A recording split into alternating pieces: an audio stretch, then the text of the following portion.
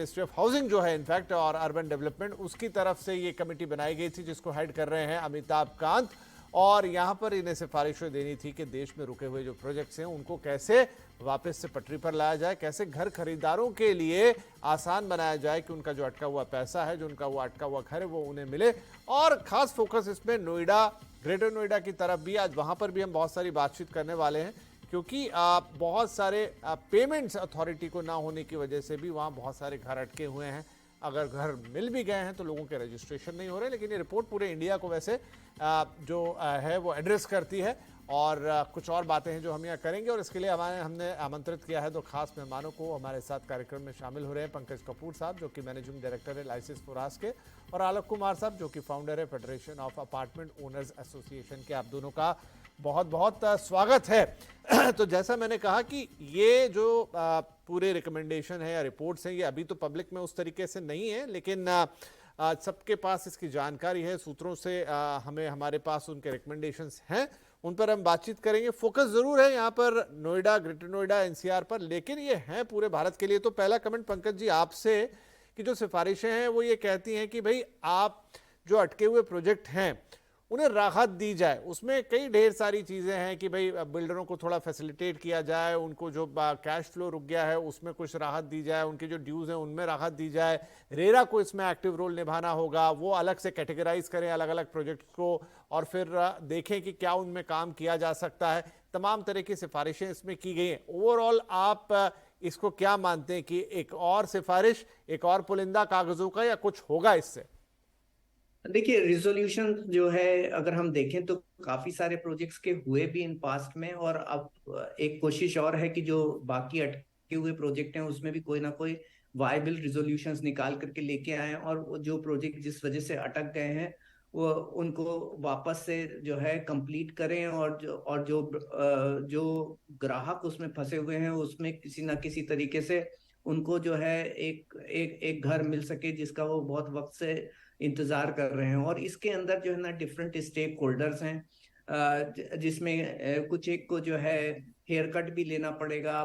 जब project one viable हो जाता है, वो स्टकअप हो जाता है, तो वो उसमें प्रॉब्लम बढ़ने लगती हैं। अब जैसे क्या है कि अगर आप बहुत कायदे से देखिए, क्योंकि नोएडा जैसे एरिया में लैंड जो है वो डिफर्ड पेमेंट के थ्रू दी गई थी, और उसमें बिल्डर्स को जो है अपने समय बाद तरीके से जो है उन्हें जो है अपना इंस्टॉलमेंट देना था, जो कई सारे बिल्डर्स ने वो इंस्टॉलमेंट नहीं दिया।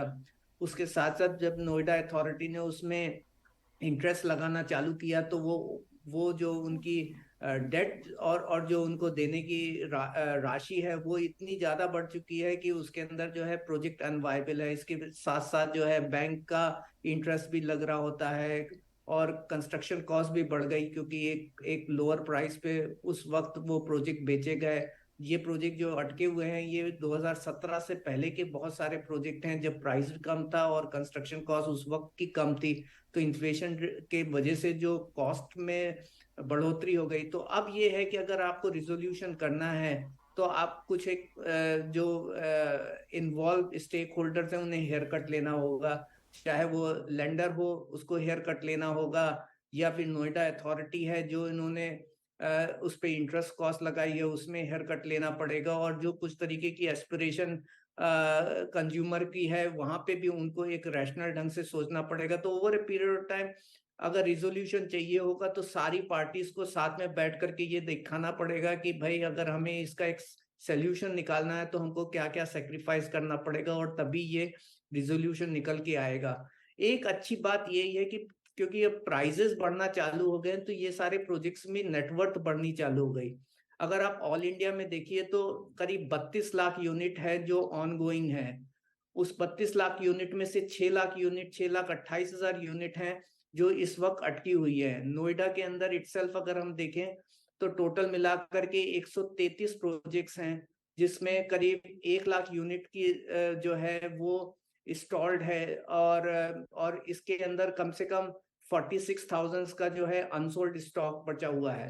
तो जब प्राइजेस अब बढ़ने चालू हो गए हैं तो प्रोजेक्ट्स की नेटवर्थ इंप्रूव होगी। अगर इस तरीके का अगर सारी पार्टीज मिलकर के एक एक डिसीजन लें कि नोएडा अथॉरिटी जो है इंटरेस्ट माफ करे, बैंक जो है थोड़ा सा इंटरेस्ट में हेयर कट ले ले और बाकी चीजें ले ले, तो ये प्रोजेक्ट्स वायबल होने का एक बड़ा अच्छा समय आ गया है, ठीक है। क्योंकि प्राइस बढ़ना चालू हो गए। ठीक है, तो आलोक जी की इस पर राय लेते हैं। आलोक जी, क्योंकि आप घर खरीदारों को रिप्रेजेंट करते हैं, सुनने में चीजें अच्छी लग रही हैं कि हमने तो खबरें यहां तक भी मिली है, again this is from sources की जो उत्तर प्रदेश सरकार है वो इस जो कमेटी की रिकमेंडेशंस हैं उनको बाकायदा इम्प्लीमेंट करने का भी सोच रही है। हो सकता है कि नोएडा अथॉरिटी जो है 4 साल का मोरेटोरियम दे दे डेवलपर्स को, जहां पर उनको पेनल्टी से और दूसरा ब्याज, इससे छूट मिल जाएगी। 3 साल का वक्त उन्हें दे दिया जाए रिकंस्ट्रक्ट करने के लिए, जो भी अटके हुए प्रोजेक्ट है उस दौरान उनको पेमेंट्स करने होंगे, बाकी जो मूल रकम है उसका।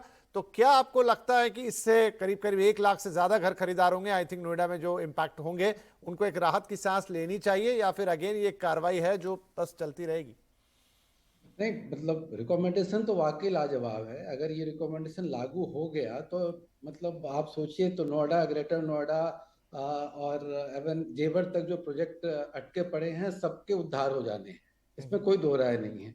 लेकिन सबसे बड़ी दिक्कत क्या आएगी सरकार को कि यहाँ मैक्सिमम प्रोजेक्ट जो हैं या तो एनसीएलटी में चल रहे हैं प्रोसेसिंग, या एनसीएलटी से ऑलरेडी मामला उलझा होकर एनक्लैट में मामला उलझा हुआ है। तो जो प्रोजेक्ट वगैरह काफी ज्यादा, जो मैक्सिमम प्रोजेक्ट जो बड़े प्रोजेक्ट हैं वो कहीं ना कहीं इन मामलों में उलझ गई है। हम लोग जब आ रहा था कि नहीं भाई अब एनसीएलटी आने के बाद सारे प्रोजेक्ट का रिजोल्यूशन बड़ा इजी हो जाएगा, कम से कम रियल एस्टेट प्रोजेक्ट में थर्ड पार्टी आ जाएगी और उसका समाधान निकल जाएगा, क्योंकि एनसीएलटी के पास भी बहुत सारे पावर हैं वेव ऑफ करने के, जितने भी ड्यूज हैं उसके। लेकिन उन सब के बाद भी मामला ऐसा उलझ गया कि मतलब एक एक प्रोजेक्ट आज 4-4 साल से एनसीएलटी में है, 3 से 4 साल होने जा रहे हैं, लेकिन उसका रिजोल्यूशन सामने निकल ही नहीं पा रहा। वो वहां भी जाके फंस जा रहा है। जो आरपी अपॉइंट होते हैं वो उलझा देते हैं प्रोजेक्ट को और रिजोल्यूशन निकल नहीं पाता। तो मुझे लगता है कि इस बार राज्य सरकार भी बहुत कॉन्शियस है, इसमें कोई दो राय नहीं। नोएडा एक्सटेंशन की जो बायर एसोसिएशन है उसके साथ एवं मुख्यमंत्री जी भी आए थे अभी कुछ दिन पहले, उन्होंने मीटिंग भी की और उन्होंने भी कहा कि मेरी प्रायोरिटी है कि भाई रजिस्ट्री होनी चाहिए, इसके लिए जो भी कदम हम उठाएंगे। क्योंकि यहाँ हर हफ्ते सैटरडे संडे, क्योंकि जॉब क्लास लोग हैं, सैटरडे संडे चौक पे आपको धरना देते रजिस्ट्री के लिए मिल जाएंगे। लोगों का मतलब ये सैटरडे संडे का यही है कि भाई हमारी घर की रजिस्ट्री कराओ, हम रह तो रहे हैं लेकिन रजिस्ट्री तो कराओ कम से कम। और जहाँ जो प्रोजेक्ट नहीं बने हैं तो घर के लिए लोग खरीदार बैठे रहते हैं धरने पे। लेकिन इन सब के बावजूद मुझे लग रहा है कि क्योंकि एनसीएलटी के पास एक अलग सा पावर है, कोर्ट ये इनके रिकमेंडेशन के बाद कैसे अथॉरिटी, एनसीएलटी, बैंक्स और रेरा, इन सबको मिलके मुझे लगता है कि इनको एक तो फास्ट ट्रैक बिल्कुल कोर्ट ये आप जैसे सही होता कह है रहे ना। हैं। मैं पंकज जी से लेता हूं। पंकज जी, इसमें जो सिफारिशें हैं वो सिफारिशों में एक एनसीएलटी वाला भी मामला है कि अगर मामला एनसीएलटी में है तो वो पर्टिकुलर प्रोजेक्ट्स पर रहे, ना कि पूरी की पूरी कंपनी को आप उसमें इन्वॉल्व करें। क्योंकि ऐसा होता है कि एक कंपनी का एक पर्टिकुलर कोई प्रोजेक्ट रुक गया है, लेकिन वो एनसीएलटी में जब जाती है तो पूरी कंपनी और उसके सारे प्रोजेक्ट पे इंपैक्ट आता है। लेकिन हालांकि आलोक जी जो बात कह रहे हैं वो थोड़ी अलग है। तो क्या इस प्रावधान से, इस रिकमेंडेशन से आलोक जी जिस समस्या का सवाल उठा रहे हैं उसका हल होता दिख रहा है?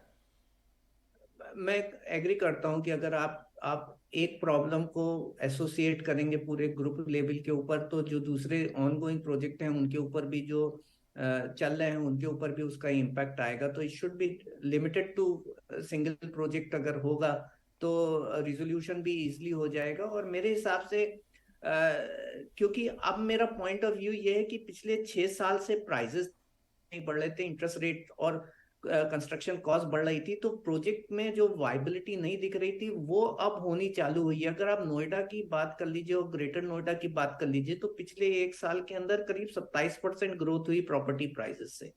तो अगर प्रॉपर्टी के प्राइस बढ़ते हैं तो जो अनवायबिलिटी थी प्रोजेक्ट के अंदर, अब उसके अंदर जो रेवेन्यू के रिकॉग्निशन के जो अपॉर्चुनिटी है वो इम्प्रूव हो जाती है। तो जब इम्प्रूव हो जाती है कोई भी और उसकी नेटवर्थ में इम्प्रूवमेंट दिखती है तो उसकी वायबिलिटी होना इजिली हो जाता है। तो चाहे वो एनसीएलटी केस हो और नॉन एनसीएलटी केस हो, अगर प्रोजेक्ट की नेटवर्थ इंप्रूव हो रही है तो आप देखेंगे उसका सोल्यूशन और वायबिलिटी फास्टर होगी।